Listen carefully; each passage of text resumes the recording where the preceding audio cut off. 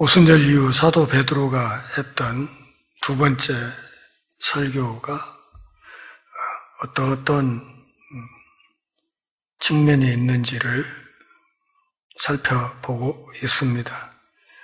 무엇보다도 베드로의 이 설교는 예수 그리스도 중심의 설교였다 하는 말씀을 드렸고, 그리고 그의 설교는 우리 안에 있는 죄를 비껴가지 않았다.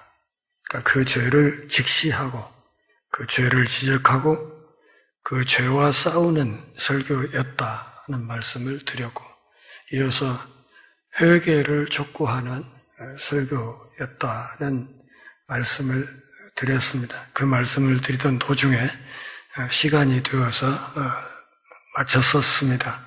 19절을 한번 같이 읽어보실까요? 그러므로 너희가 회개하고 돌이켜 너희 죄 없이 함을 받으라. 이같이 하면 새롭게 되는 날이 주 앞으로부터 이를 것이요. 아마 오늘 이 말씀을 좀 정리하고 나면 시간이 될 것 같습니다. 19절에서 베드로는 설교를 듣는 사람들에게 회개하고 돌이키라 이렇게 말했습니다. 회개하고 하나님께로 돌이키라. 근데 이 헬라어 본문 돌이키라라는 이 말은 이 낱말의 본래 뜻은 피하라 그런 뜻입니다. 그러니까 하나님께로 피하라. 회개하고 그 회개하는 그것으로 끝나는 것이 아니라 하나님 품으로 피해야 된다. 이렇게 말하고 있는 것입니다. 베드로가 의도적으로 하나님께로 피하라 이렇게 이야기를 한 것은 나름대로 이 설교의 내용을 강조하려는 의도가 있었던 것으로 보입니다. 그러니까 하나님께로 피하라 이렇게 말하면 여러분 떠오르는 것이 하나 있지 않습니까? 그것은 바로 구약의 이스라엘 나라 안에 있었던 도피성입니다. 도피성 제도가 있었죠. 그러니까 살인자들이 그 도피성으로 피하게 만들고 그곳에 들어가 있으면 그 살인자를 죽이려고 쫓아오는 사람들이 그를 함부로 잡아서 죽일 수 없도록 하는 그런 제도였습니다. 이스라엘 안에 6개의 구별된 도피성이 있었습니다. 어떤 사람이 실수로 다른 사람을 죽일 경우 이 도피성 가운데 한 곳으로 피할 수 있었고 그곳에 피하면 그를 죽이려고 쫓아오는 피해 복수자로부터 그 생명을 보호받을 수 있었습니다. 이 도피성은 실제로 살인자를 보호하기 위한 것은 아닙니다. 그렇지만 누군가가 고의로 살인죄를 범하지 않고 근데 실수로 도끼질을 하다가 갑자기 자루에서 도끼날이 빠져나가서 그냥 옆에 있던 사람을 죽였다든지 하는 그 누군가를 죽일 의도가 없었는데 과실로 누군가를 죽이게 되었을 경우 그것도 역시 살인은 살인이기 때문에 제사장 앞에서 마땅히 받아야 될 정상적인 절차에 의해서 재판을 받기 전에 누군가로부터 처벌을 받아서 죽음을 당하는 그런 일들을 막고자 하는 제도였습니다. 다시 말하면 고의로 하는 1급 살인이 아니라 우발적으로 누군가를 죽인 경우라고 하면 살인자는 정해진 가장 가까운 도피성으로 도망쳐서 그곳에서 그의 목숨을 보호받을 수 있었습니다. 그는 대제사장이 죽을 때까지 그곳에 머물러야 했고 대제사장이 죽고 나면 그때 비로소 그 도피성에서 나와서 자기 집으로 돌아갈 수가 있었습니다. 대제사장이 죽어야 그가 나온다 하는 이것은 예수 그리스도의 십자가에서의 죽으심을 상징하는 대단히 중요한 이야기입니다.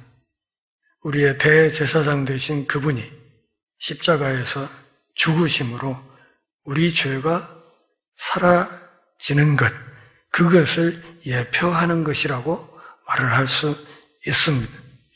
베드로가 지금 너희가 회개하고 하나님께로 피하라 라고 이렇게 이야기한 이 말 속에 바로 이와 같은 생각이 담겨 있었다고 생각됩니다.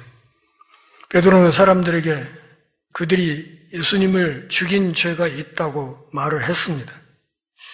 그러나 그들이 만일 회개하고 그리스도 안에서 마련된 새로운 도피성, 곧 새로운 피난처인 그리스도 안으로 피한다면 하나님께서 그들의 죄를 용서하실 것이라고 가르치고 있는 것입니다. 회개하였으면 어디로? 새로운 도피성인 예수 그리스도 안으로 피난하라. 이것이 베드로의 요구였습니다. 그래서 19절에서 그들에게 그러므로 회개하고 하나님께로 돌아가라. 하나님께로 피하라. 이렇게 말하고 있는 것입니다. 문자 그대로 돌아가라라고 우리말 번역을 따른다고 하면 또 생각나는 성경 구절이 또 있지요. 누가복음 15장 집 나간 둘째 아들의 비유 잘 아시지 않습니까? 우리에게 흔히 탕자의 비유로 알려진 먼 나라로 가서 아버지로부터 받은 그 유산을 허랑방탕해서 다 탕진해버리고 그 나라에 IMF가 터져서 그래서 돼지 치는 사람 집에 가서 종이 되어서 돼지가 먹는 쥐엄나무 열매로 이렇게 줄인 배를 채우고자 해도 그것도 여의치 않아서 그곳에서 탄식하지 않습니까? 우리 아버지 집에는 양식이 풍족한 품꾼이 얼마나 많은데 나는 여기서 줄여 죽는구나.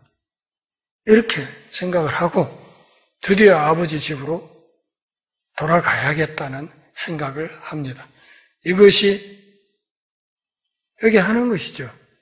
회개해야 되겠구나 이렇게 생각을 합니다. 그런데 그 생각으로 머물러 있지 않고 발걸음을 돌려서 멀리 떠나갔던 그 먼 길을 다시 되짚어서 아버지의 집으로 돌아오는 그 발걸음. 그것이 그 아들을 다시 그 부자 아버지의 아들로 회복시키는 결정적인 과정이었다. 이렇게 말할 수 있는 것이죠. 그러기에 회개하는 것, 이어서 하나님께로 피하는 것, 하나님께로 돌아가는 것, 이 두 가지는 항상 같이 간다고 할 수 있습니다. 이것이 따로 노는 것이 아니고 회개한다는 것은 곧 하나님께로 피한다는 것을 의미한다는 것입니다. 때때로 우리는 우리가 했던 잘못에 대해서 미안한 마음을 느낍니다.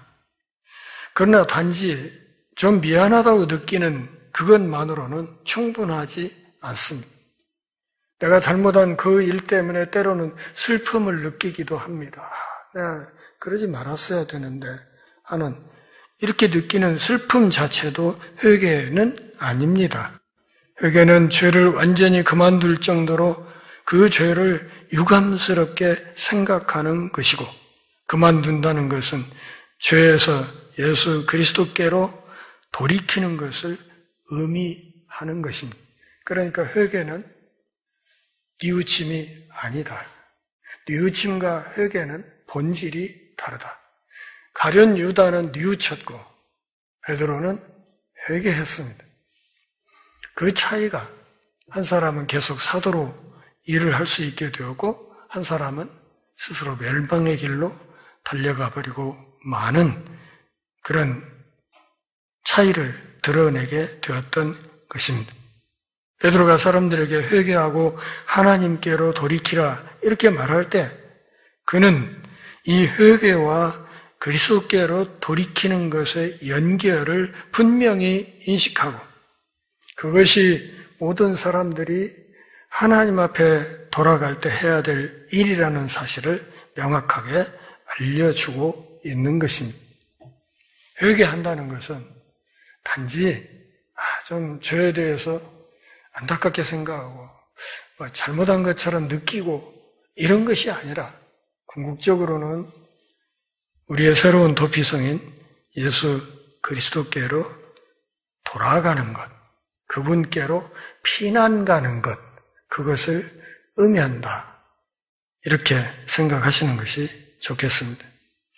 마지막으로 회개하고 믿어야 될 이유에 대해서 생각을 하고 이 본문을 좀 마칠까 생각합니다.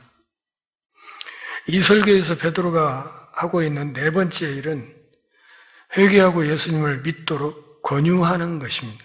다시 말하면 왜 믿어야 하는지, 왜 예수께로 돌아가야 되는지 그것을 지금 베드로가 충분히 설명함으로써 예수님께로 돌아가는 그것이 우리에게 얼마나 유익이 되는지를 명확하게 설명하려고 합니다. 19절 다시 보실까요? 그러므로 너희가 회개하고 돌이켜 너희 죄 없이 함을 받으라. 이같이 하면 새롭게 되는 날이 주 앞으로부터 이를 것이다. 두 가지를 말합니다. 회개하고 그리스도께로 피하는 그 일에 중요한 유익 두 가지. 하나는 죄 없이 함을 받을 수 있다. 또 다른 하나는 유쾌케 되는 날이 온다는 것입니다. 너희가 죄가 없이 함을 받게 된다. 즉 너희가 용서를 받을 수 있다. 어떤 죄를 지었든지 그 모든 죄를 용서받을 수 있다.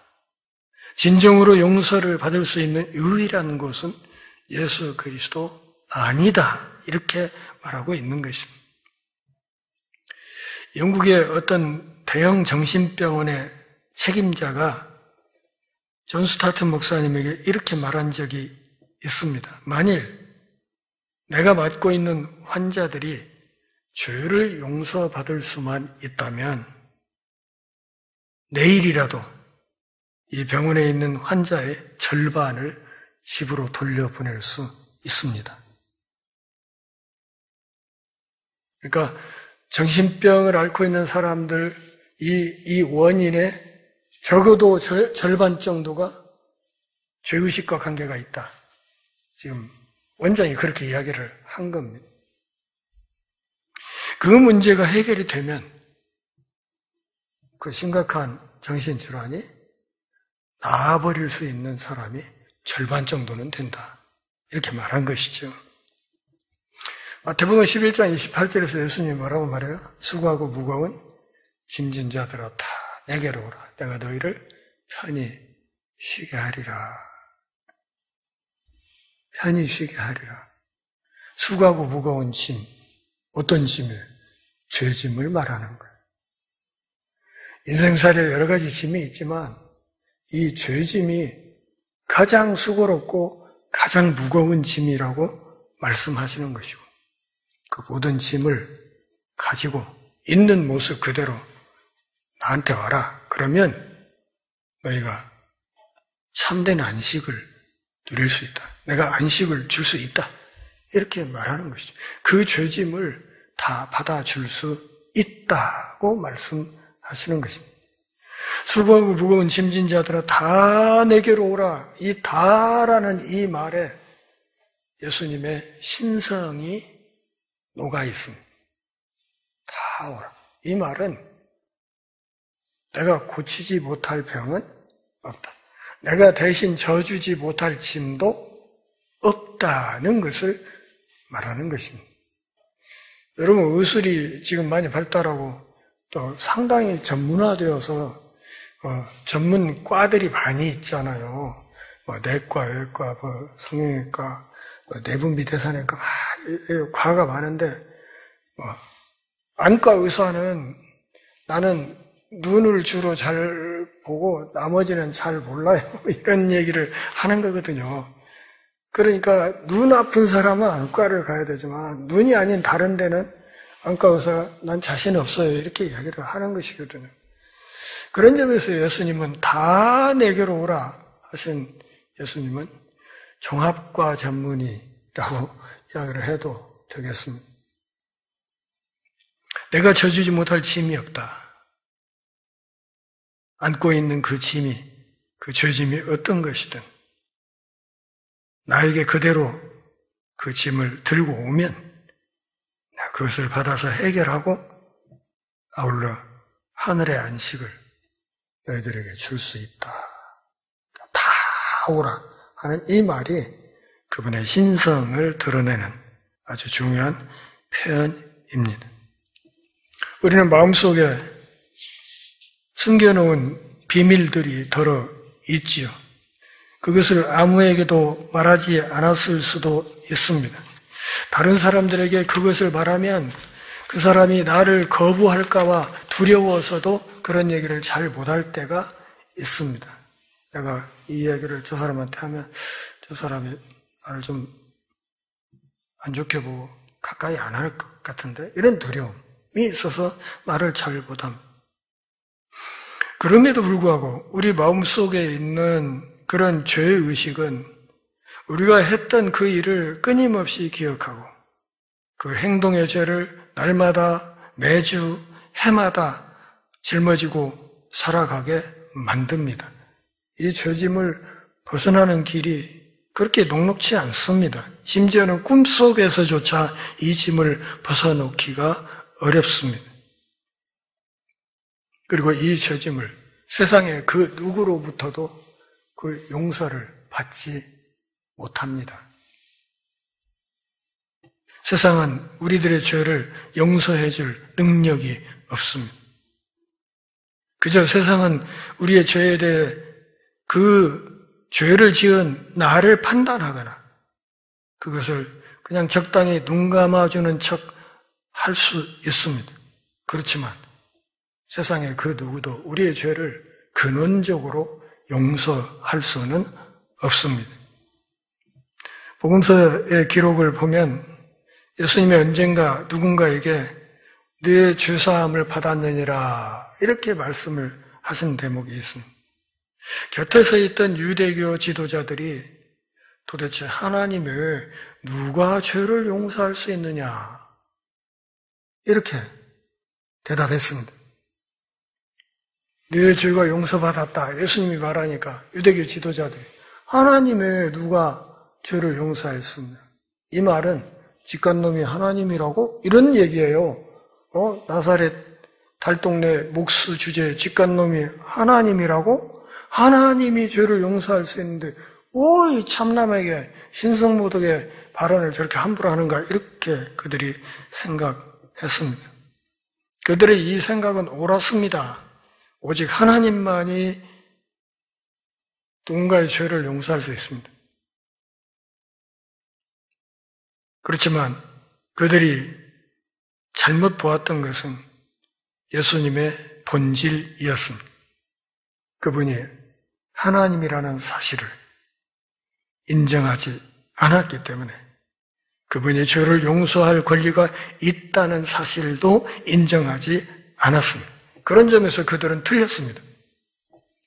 그러니까 하나님이 왜 누가 죄를 용서하냐 하는 이 말은 신학적으로 옳았지만 다른 한편으로 예수님이 그들의 그 죄를 용서할 수 있다는 이 사실은 알지 못함으로써 그들의 신학은 반쪽 신학이었다 이렇게 말을 할 수 있습니다. 세상이 원래 그렇습니다. 오직 하나님만이 우리의 죄를 용서할 수 있습니다. 베드로가 지금 그것을 말하고 있는 것입니다.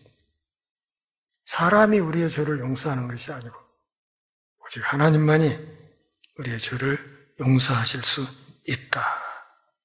그 점에서 세상은 아주 불만족스러운 삶의 영역이라고 말을 할 수 있습니다. 베드로는 하나님만이 우리의 죄를 용서할 수 있다고 선포하고 있습니다.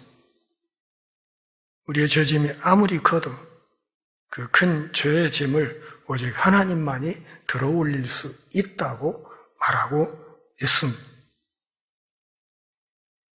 이것이 죄에서 돌이켜 예수 그리스도를 믿게 하는 굉장히 큰 동기가 되는 것입니다.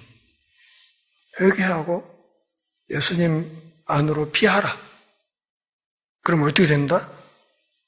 그 죄가 용서된다. 이런 것입니다. 모든 죄가 용서될 수 있다. 또 다른 유인책이 있었습니다. 19절에 보면 새롭게 되는 날이 주 앞으로부터 이를 것이다. 그랬습니다. 이전 번역, 우리말 번역에서는 상쾌케 되는 날이 주로부터 이를 것이다. 이렇게 번역이 되어 있었어요. 그러니까 여기 지금 우리 개역 개정판 새로운 번역에는 새롭게 되는 날 이렇게 좀 그 전에는 상쾌케 되는 날. 저는 상쾌라는 말이 좀 더 풍성한 의미가 있는 것으로 느껴지는데요. 어쨌든 우리가 회개하고 그리스도께로 피하게 되면 하나님으로부터 오는 상쾌한 날이 온다는 것입니다. 그러니까 시원한 날이 온다. 그러니까 죄짐을 벗어버리고 시원한, 저 군대에서 이렇게 전령군을 한다더니 무장구부를 한다더니 그 무거운 배낭 지고 정신없이 뛰다가 목표 지점에 도착해서 배낭 확 벗어 땅에 던져버리고 나면 그렇게 몸이 가볍고 그냥 시원할 수가 없었던 경험이 있습니다.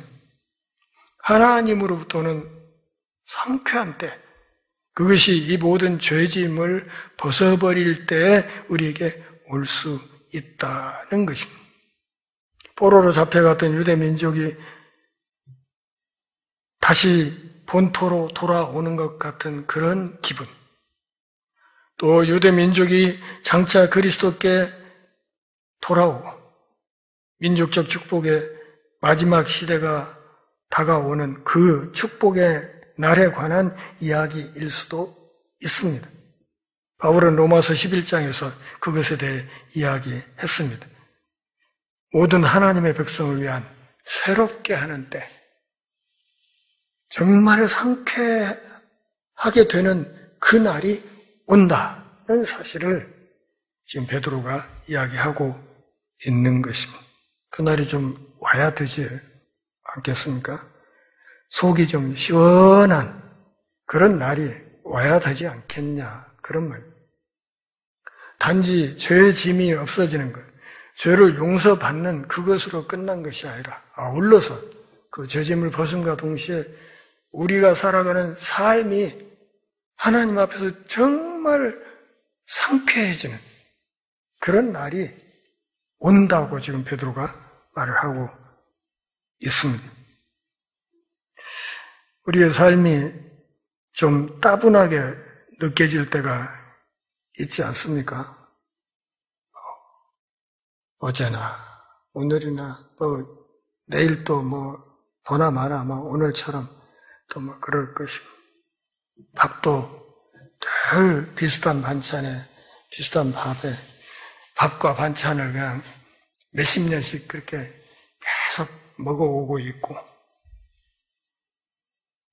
어느 순간에는 그렇게 거의 매일 똑같은 밥과 반찬을 먹으면서 똑같은 먹이를 먹는 짐승처럼 느껴질 때도 들어있지 않습니까?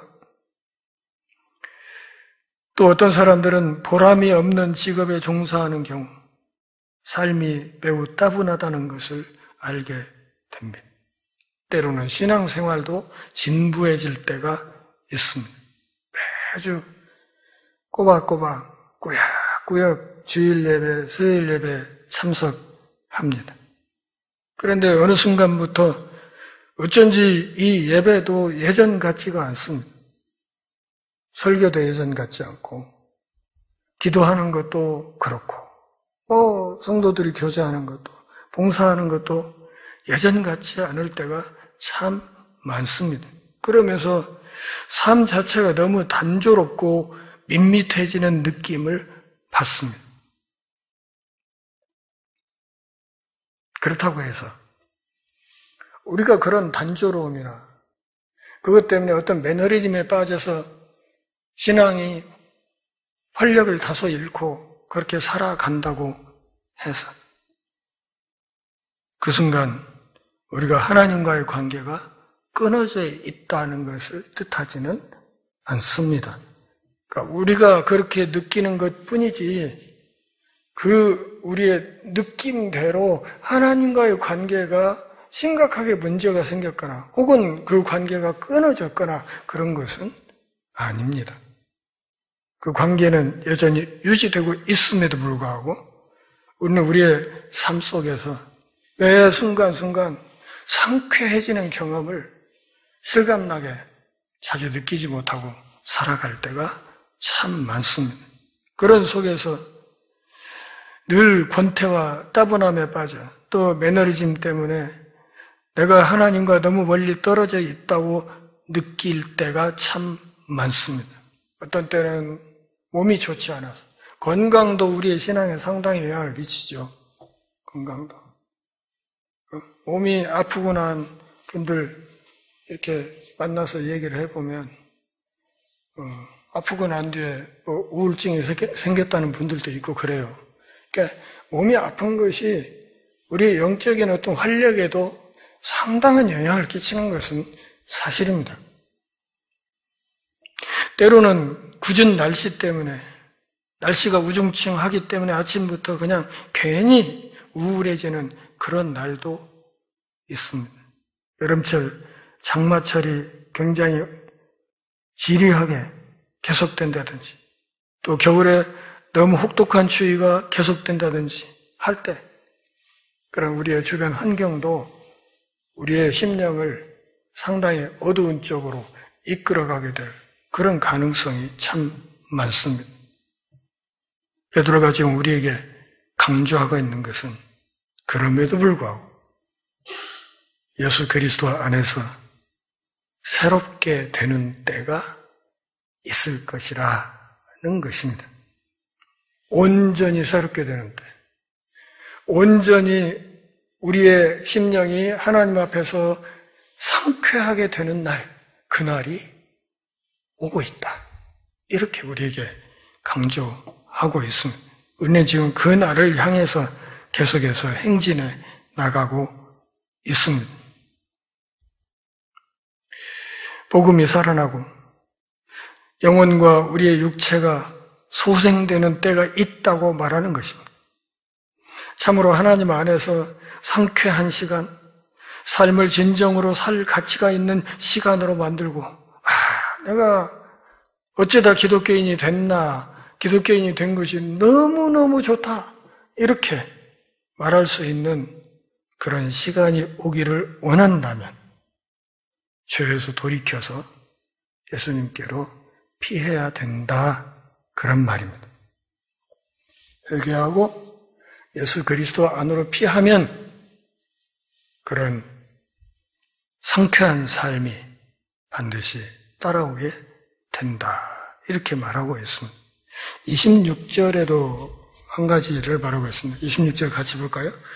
하나님이 그 종을 세워 복 주시려고 너희에게 먼저 보내사 너희로 하여금 돌이켜 각각 그 악함을 버리게 하셨느니라.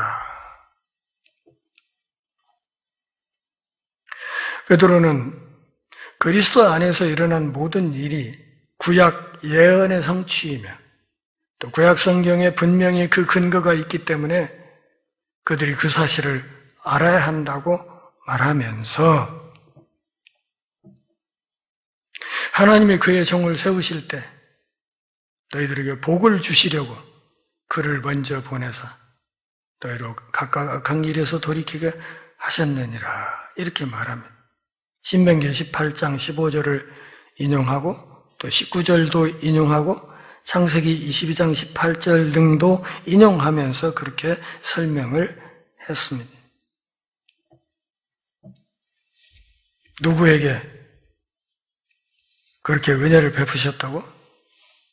지금 이 설교를 듣고 있는 사람들에게 먼저, 이 베드로의 설교를 듣고 있던 유대인들에게 먼저 이 복을 누리도록 하셨다는 것입니다. 베드로는 유대인들이 예수님의 죽음의 결정적인 도구가 되었다는 사실을 알고 있으면서도 그들을 향해서 이렇게 설교하고 있습니다. 그들은 예수님을 죽이도록 넘겨주고 예수님을 부인하고 오히려 살인자를 풀어줄 것을 요구하고 예수를 십자가에 못 박아 죽이라고 요구했습니다. 어쩌면 인류 역사상 가장 큰 범죄가 바로 피조물이 메시아를 죽인 죄였을 것입니다. 인류 역사상 가장 큰 죄를 저지른 바로 이 사람들에게 하나님이 구원의 복음을 가지고 오신다고 베드로가 말하고 있는 것입니다. 이 큰 죄를 범한 사람들에게 구원의 복음을 하나님이 제시하신다면 그 밖에 죄를 범한 사람들은 어쩔까요? 두말할 필요도 없는 것이죠. 다시 말하면 예수님이 받아주시지 못할 죄는 없다는 것입니다. 그것이 마태복음 11장 28절 다 내게로 오라 하는 그 다라는 말에 참된 의미입니다. 이것이 하나님께서 우리에게 말씀하시는 방식입니다. 나는 네가 지난 여름에 한 일을 다 알고 있다. 하나님이 그렇게 말씀하시는 거예요.